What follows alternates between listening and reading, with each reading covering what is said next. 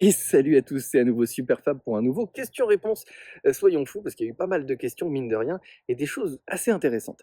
Alors, je vous propose de commencer sans plus attendre. Et justement, première question, celle d'Olive, qui me demande: «J'aimerais en savoir plus sur le panache et surtout savoir pourquoi un tel style d'autodéfense ne s'est pas développé davantage, ou comme la savate défense par exemple, qui se veut l'héritière de la lutte parisienne, de l'évolution de la lutte parisienne. Eh bien, Olive, très, très intéressante question. Alors, si tu as des questions plus précises sur le panache, que veux-tu savoir de plus précis?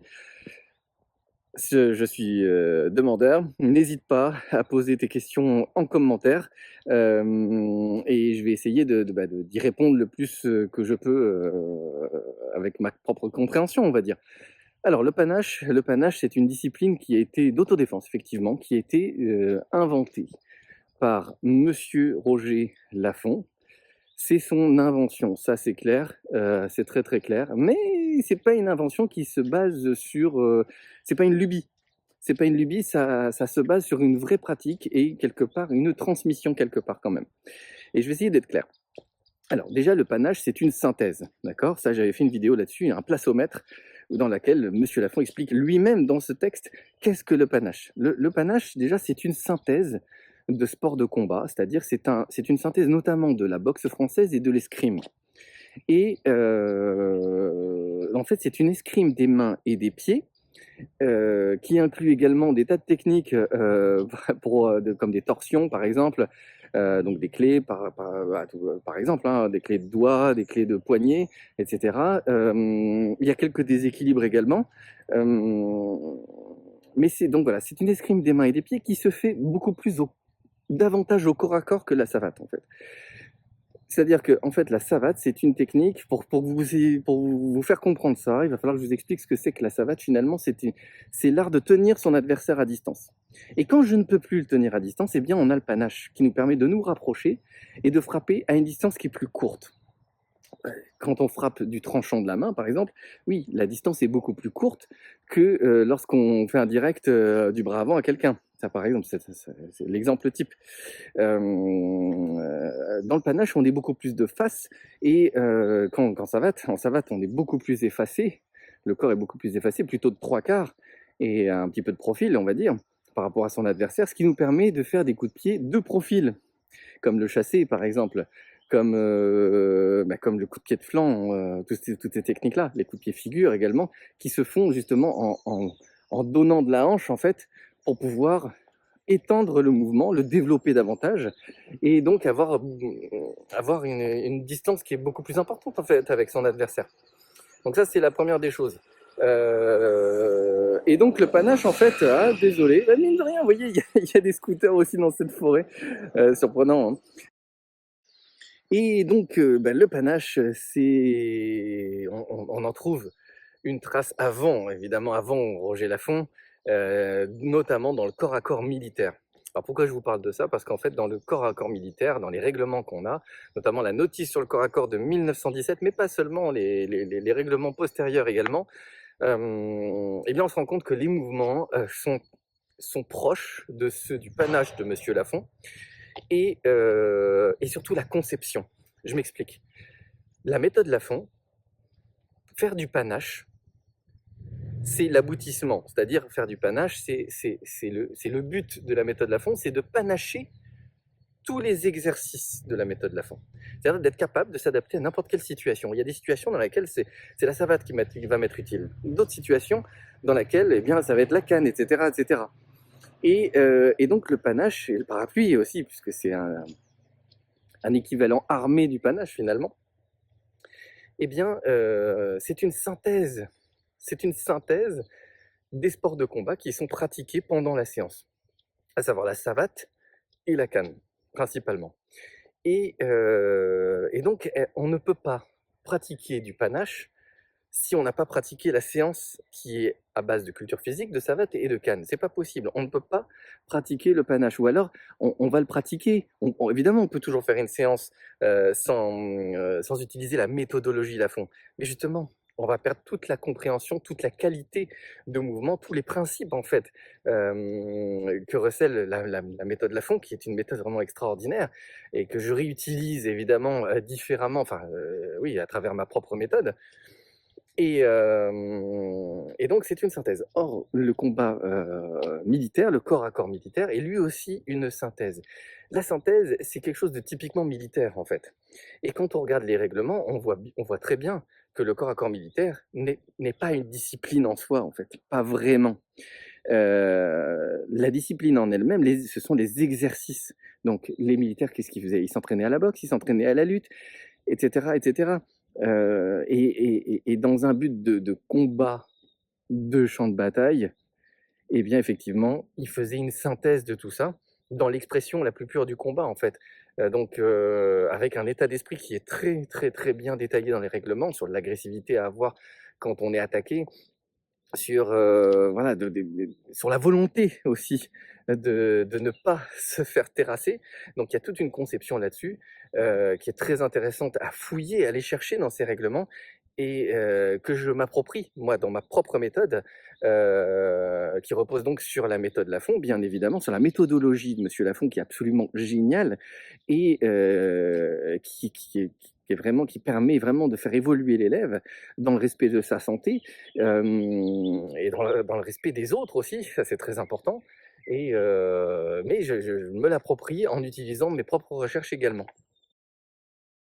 Alors la question plus spécifiquement, c'était de savoir pourquoi elle n'a pas été aussi connue, cette méthode, que d'autres méthodes, comme la savate défense par exemple. Bien que ça se discute, hein, parce que la savate défense, finalement, bah, combien de personnes la pratiquent vraiment finalement? J'ai rien contre, attention, hein, je pose la question. Je pose la question. Donc, combien de personnes la pratiquent? Est-elle vraiment, vraiment bien développée cette méthode-là? J'ai des doutes, j'ai des doutes. Donc la question, à ce niveau-là, elle est assez vite réglée finalement.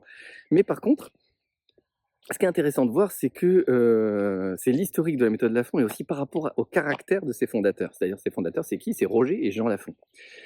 Et c'était des personnes qui avaient vraiment, une soif de transmission qui était, énorme et une capacité, à prendre les choses en main et à montrer voilà, là je suis en train de discuter et en fait, il aurait tout de suite fait une démonstration. Il aurait pas attendu les grands discours comme je suis en train d'en faire. C'était pas Roger Lafont, c'était pas quelqu'un qui faisait des grands discours. C'était quelqu'un par contre qui était dans l'action et immédiatement il était capable de te donner cours à n'importe quel moment, il pouvait te donner la leçon et c'est ça qui est extraordinaire et qui est pour moi, un modèle en fait. Mais ça, le problème, c'est que ce caractère-là, c'est pas tout le monde le supporte pas ça.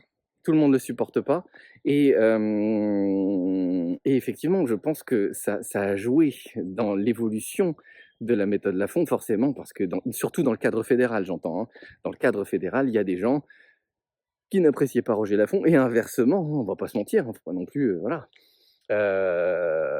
Et oui, le bonhomme était particulier et justement, c'est ce qu'on dit, c'est ce que j'ai entendu encore sur une récente vidéo, une interview d'un cadre, fédéral de la Fédération française de savate boxe française et qui disait: «Oui, bah, le bonhomme était un peu particulier» et oui, oui, oui, oui, oui, oui, oui, oui, mais après, il faut s'y intéresser.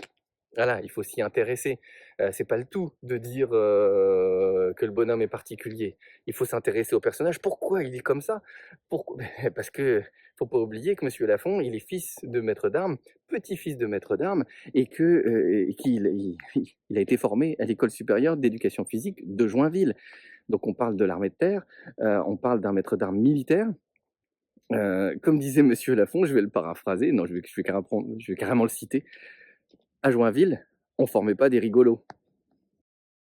Donc pour répondre à ta question, Olive, moi je pense au contraire que le panache a eu beaucoup plus de développement en réalité que la savate défense, parce que les Lafont ont eu des centaines et des centaines d'élèves, et ils ont beaucoup plus marqué l'histoire, quoi qu'on en dise. Quoi qu'on pense des Lafont, ils ont beaucoup plus marqué l'histoire de nos disciplines, que la savate défense. Attention, je respecte les professeurs, hein, de la savate défense, j'ai pas de souci avec ça. Mais il faut quand même reconnaître ce qui est. Donc d'autant plus que la savate défense n'est pas vraiment une évolution de la lutte parisienne. Dans la savate défense, il y a des éléments de lutte parisienne, OK, très bien. Il y a aussi des éléments du panache de monsieur Lafont. Il faut le savoir, parce que parmi les fondateurs de la savate défense, il y avait des personnes qui étaient d'anciens élèves de monsieur Lafont. Après les amis, on va être un petit peu honnête 2 minutes. La méthode de monsieur Lafont, elle a toujours été considérée par la fédération, comme étant à part. Voilà, on faut le dire, hein, ne soyons pas, n'ayons pas peur des mots. Monsieur Lafont a longtemps été considéré par certains, au plus haut niveau comme un vieux fou, qu'il n'était pas, hein, faut vous le dire. Oh là, loin, loin de là. Au contraire, tout était pesé. Tous les éléments, tous les compartiments de sa méthode étaient étudiés et savamment équilibrés. Il y avait une dose à respecter.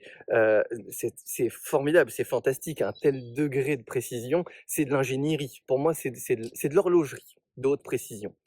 La science de la méthode Lafont, c'est de l'horlogerie de très haute précision. Ça c'est clair. Et donc, encore maintenant, on entend, encore une fois, la personne dont je parlais, le cadre fédéral qui parlait donc sur cette interview, hem, disait encore que cette méthode était à part. Mais oui, donc elle n'a pas été reconnue par la fédération en tant que, alors la méthode Lafont fait partie de la fédération, mais elle n'est pas pleinement reconnue comme telle, par les instances fédérales. Ne nous mentons pas. Il y a des pro par attention, par contre, il y a des professeurs qui respectent beaucoup, moi mais ce sont toujours ceux qui cherchent à comprendre. Et voilà, faut chercher à comprendre. C'est ce que disait monsieur Lafont également et que je me tue à répéter également. Faut chercher à comprendre. Si on cherche pas à comprendre, c'est sûr on comprendra jamais, il se passera rien. C'est sûr, il se passera rien du tout. Ah, c'est sûr que si on reste chacun de son côté, il se passera rien non plus. Donc non, ça fonctionne pas. Par contre, moi j'ai beaucoup de respect pour les personnes qui cherchent à comprendre. Je vais vous donner un exemple. Par exemple, je peux saluer Riyad, le prof, du CBF d'Hermont qui, essaye vraiment de comprendre. On peut saluer, des gens comme William Duchiron qui m'a invité pardon, à donner stage, l'année dernière, dans son club. Et d'autres personnes qui essayent de comprendre, hein. Ils sont pas seuls, il y en a d'autres. Mais il faut essayer de comprendre pourquoi la méthode est ce qu'elle est et pourquoi elle n'est pas autrement. C'est bête à dire, hein, c'est fou d'en arriver là, hein, mais il faut le répéter. Et le problème, c'est qu'on a tendance, encore une fois, je vais encore plagier Monsieur Lafont. Si vous nous regardez, monsieur Lafont, c'est un hommage, pas du plagiat. Il faut pas répéter bêtement ce qu'on a appris bêtement. C'est ce qu'il disait tout le temps et c'est si vrai.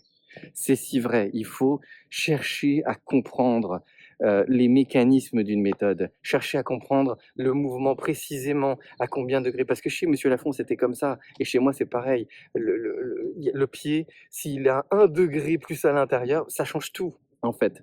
Ça change tout.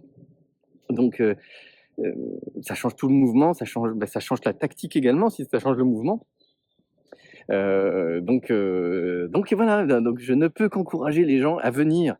Et on est vachement sympathique. Je peux vous dire, on est vachement sympathique. Il faut pas hésiter à venir à nous contacter pour participer hein, à tout ça, à cette grande aventure que sont les arts martiaux français.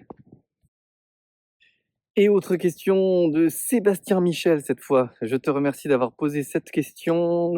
N'est-il pas, temps, me dit-il, de créer une nouvelle discipline héritée de la tradition, qui reprendrait donc la base de la boxe française, la lutte parisienne et d'y intégrer les coudes et les genoux?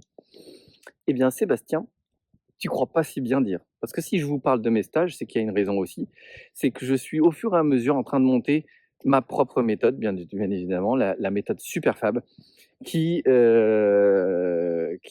non seulement, non contente de reprendre, la méthodologie bien sûr de monsieur Lafont qui est extraordinaire, de l'horlogerie de haute précision comme je vous le disais, eh bien j'essaye de m'adapter au contexte actuel.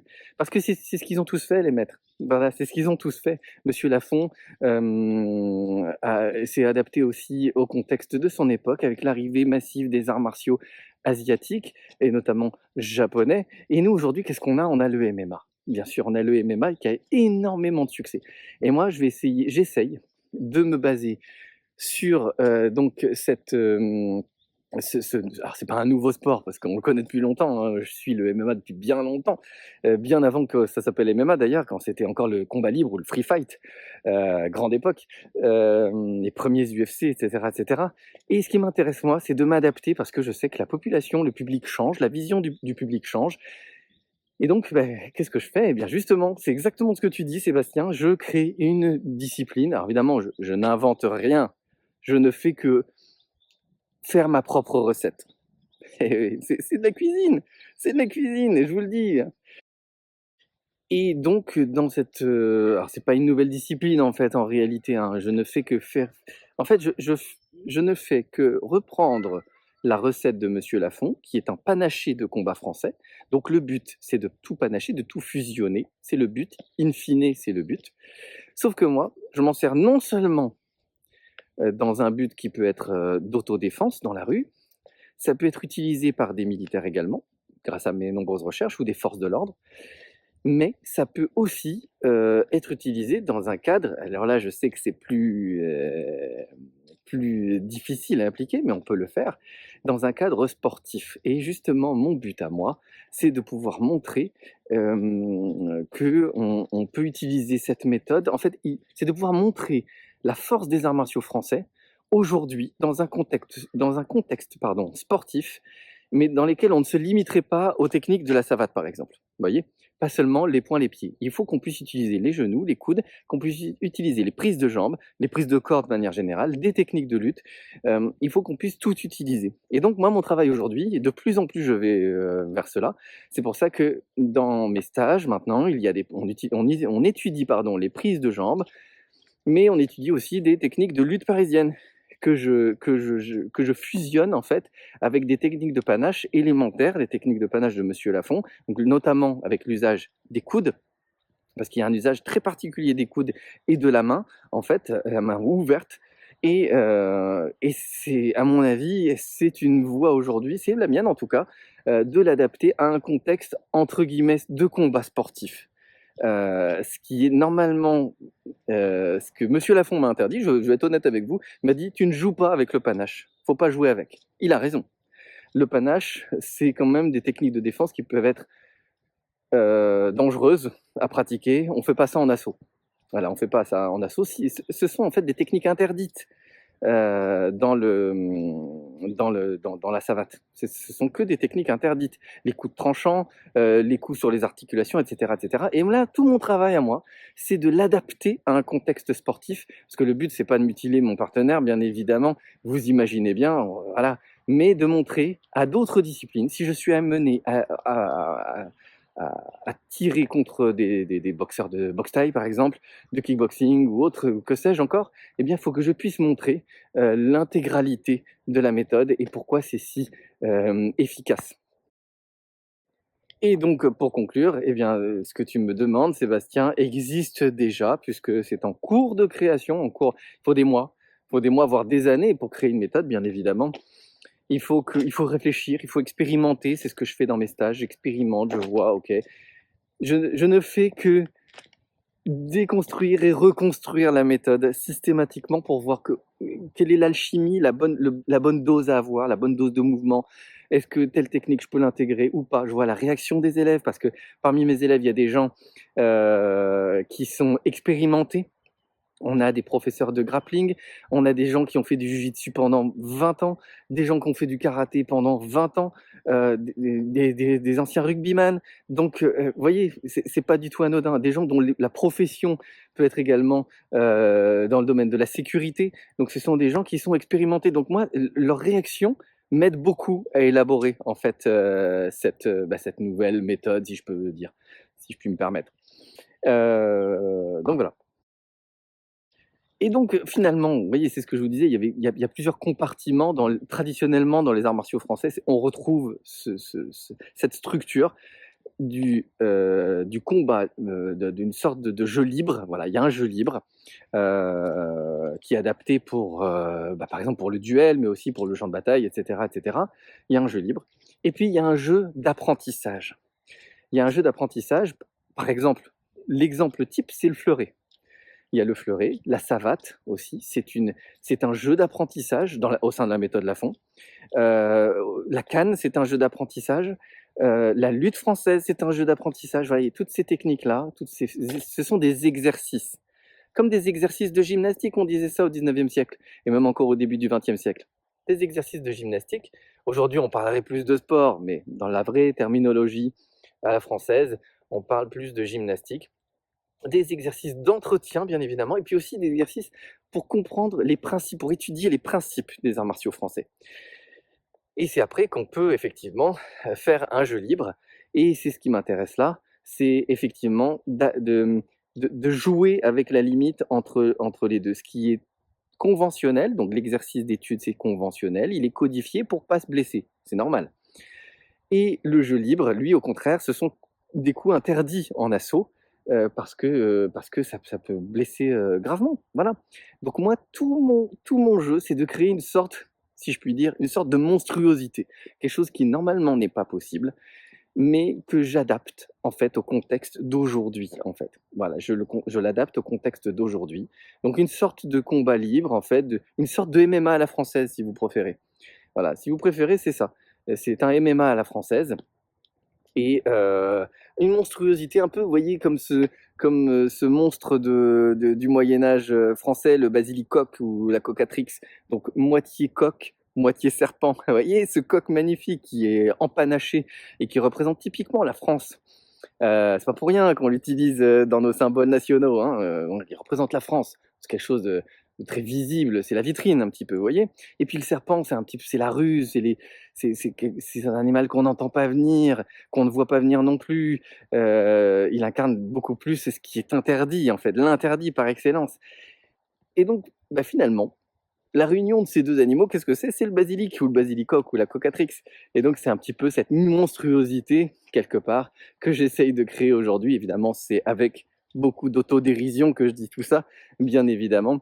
Bien que j'apprécie beaucoup le bestiaire médiéval, qui est très intéressant et qui n'existe pas pour rien d'ailleurs au passage. Voilà, donc ma réponse à moi, c'est cette discipline-là, ce MMA à la française, cette sorte de basilic. Et voilà les amis, c'était la dernière des impros de Superfab. N'hésitez pas à continuer à m'envoyer vos questions, j'y répondrai avec grand plaisir. Et surtout, n'oubliez pas de me laisser un magnifique pouce, un commentaire et de partager. Et n'oubliez pas que nous sommes la culture.